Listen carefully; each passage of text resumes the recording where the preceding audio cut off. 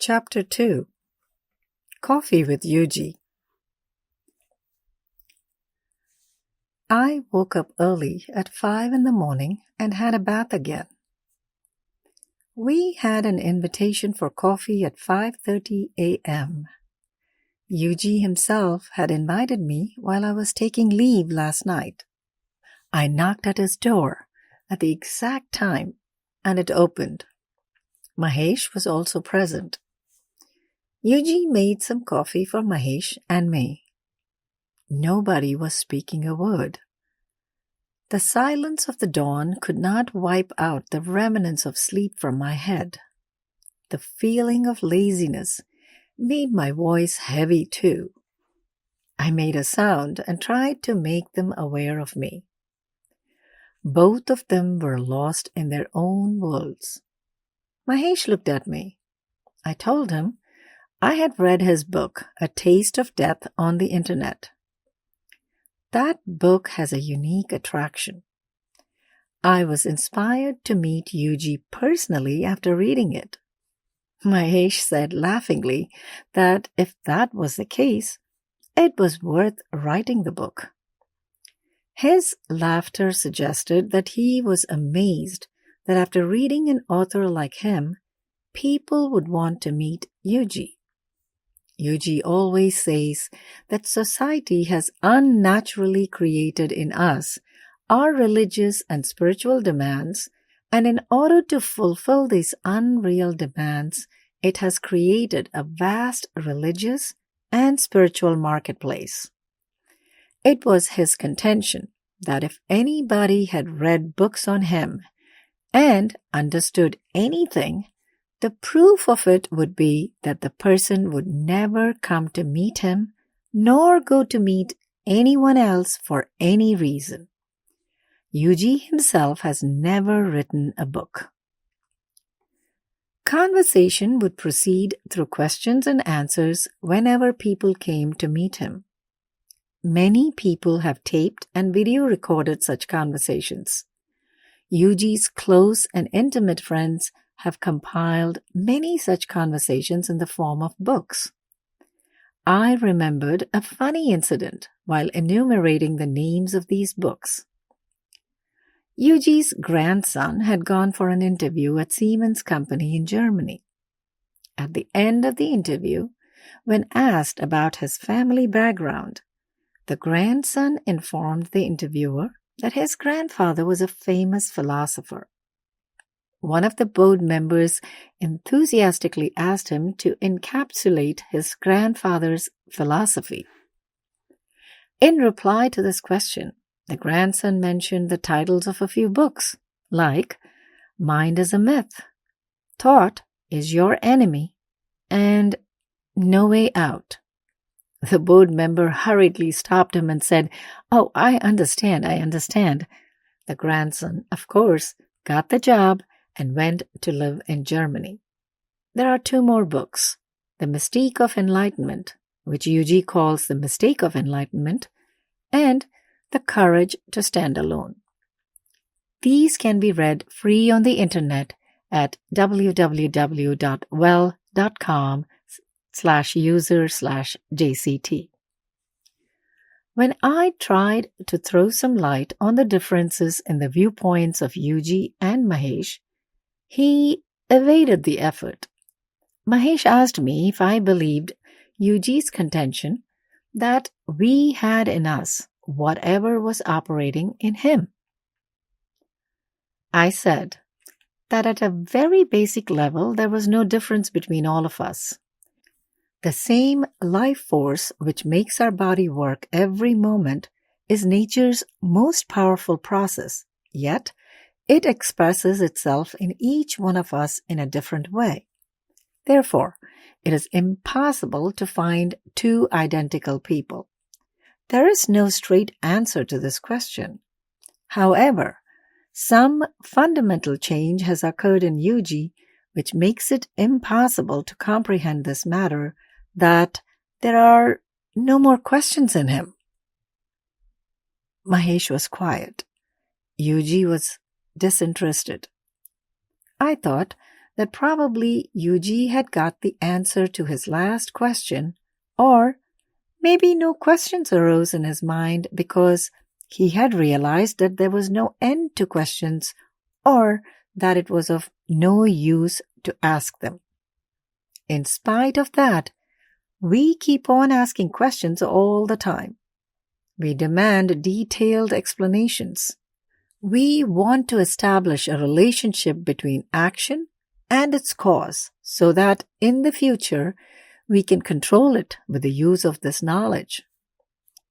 Through the whole process, maybe we could learn the sole purpose of life one day. Surely, life must have a core purpose. I have to find that, at least for myself, or else I will feel frustrated and suffer from a sense of worthlessness. I often feel helpless in front of the surge of desire to know the purpose of life. The sound of the phone ringing prompted me to look at the clock. It was around 8 in the morning. I answered the phone. It was Julie. She eagerly wanted to know what time she could arrive. She told me to ask Yuji. He replied, not before 9 a.m. under any circumstance. He wanted her to ring up again at 9 o'clock. After some time, quite a few people arrived. To Yuji's question of, how good is the morning? Everyone gave different replies. If this question was thrown at Yuji, he would reply, couldn't be better. Anyway, by now the discussions had turned into informal chats and gossip on different topics. The talk turned to breakfast and where and what each one would eat. There was a general feeling in the room in favor of having breakfast in Yuji's room. That was enough for Yuji to flare up. He, like always, snapped back and made it clear that he had not opened an ashram, and everybody was expected to make their own arrangements for food.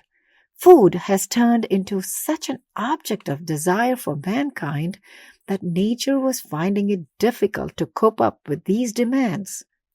The destruction of humankind was imminent. Even before Yuji finished talking, the room was empty. Till then, the thought of food had not entered my head. But seeing everybody leave, I also prepared to leave the room. Yuji stopped me and said that I was to have breakfast with him. I was embarrassed and felt uncomfortable, but I must admit that at the same time I was touched by his hospitality. I was surprised at the way he made distinctions in his behavior. But the man himself seemed totally unembarrassed and undoubtedly comfortable. His demeanor was simple and natural. I stood beside him in the kitchen and watched him prepare breakfast. He emptied a small packet of Quaker oatmeal in a saucepan and boiled it for a few minutes. He gave half to me and kept the other half for himself in another plastic plate. On the oatmeal, he poured a generous quantity of high-fat milk available in the market. This milk is completely avoided in modern society. Doctors here, who influence doctors worldwide, have created such a fear of fat in the minds of people that they have totally given up drinking normal milk. On top of that, this cereal had double cream, and it was sure to make your heart fail just by looking at it. Then Yuji mixed some thick pineapple juice with it. Here they call it frozen pineapple juice, and it is very sour. Just a mouthful was enough to make me forget how to move my jaws. I swallowed the mouthful with the help of a sip of hot water and politely requested some sugar. He passed me the container of sugar, and after adding a few teaspoons, it became palatable and tasty. After eating, I followed Yuji's example, washed my own plate, spoon, dried them with a napkin, and kept them neatly in their place. At 10 a.m., Mahesh, Tanuja, Julie, Mario, and Lisa arrived. Mario cooks very well. Many a time he tried to open a restaurant, but for some reason it never worked out. Whenever he gets a chance, he cooks for people to keep up his cooking skills.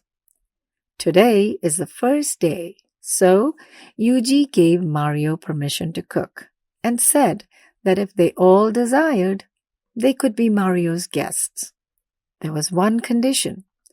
It was to be a single dish, like, for example, our khichdi.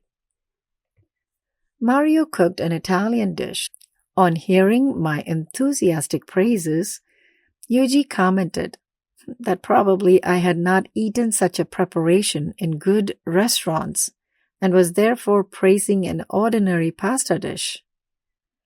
I realized that Yuji was probably unaware of a feeling called embarrassment. After lunch, we went back to our rooms. I lay on the bed and began to wonder why I had chosen to spend 14 days in this manner over here. Nobody had asked me to come here. I had literally forced myself on Yuji. He had stated categorically, if anybody benefits by reading my conversations, then that person will never approach anybody else for help. If I acknowledge that I do not need anybody's help, then why have I come here? Is there any logic to it? When the thought, I am not free from pricking my conscience, builds a home inside you, then the thinker becomes powerful.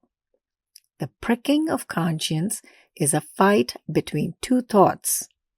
Whichever wins is not free of the other, and there is no thought to which there is no opposing thought.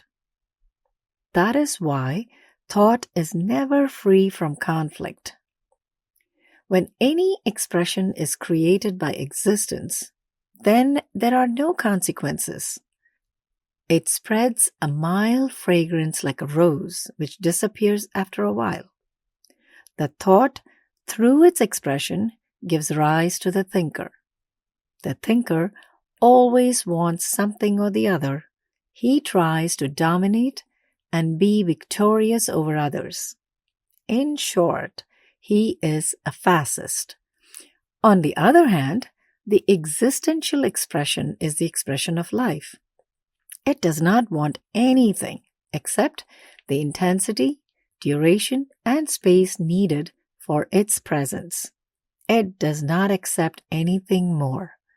There is no desire for anything else. That life which is free from the pressure of thought is an expression of the life force, and it is free from every desire other than food, clothing, and shelter. Through his good luck, if all these are arranged for, that man never becomes despondent, wondering what he will do if he loses everything. While these thoughts were flowing in my head, I felt as if someone with a coconut scraper-like instrument was creating havoc in my head, disturbing the thick crust of thoughts from the past. Sometimes when Yuji begins to participate in a battle of wits, he insults one terribly. It is as if he is saying that with your capacity of intellect, it is very painful for you to understand what I am saying. What is the use of wasting your time? So, pack your belongings and go back to your society, work, and family. There is a difference between what I think of Yuji's real behavior and how he behaves towards me. He drove away everybody else, but cooked food for me. He declared openly that only Guha will eat with him and everybody else will have to manage by themselves. Pride of the self is an obstacle. It is a cheap trick of the ego to keep the eye alive. Yuji has an abundance of friends. The rich, the successful, the beautiful, and the wise are all eager for his companionship. Despite this, he seems very pleased with me and showers a lot of love on me. I cannot understand the true state of affairs. Deliberately, I'm humming a tune which goes, "There is nothing in me which is not in every other person." I stopped the ever-flowing thoughts in my mind by thinking, now that I have jumped into the water, I have no other alternative but to swim. End of chapter 2.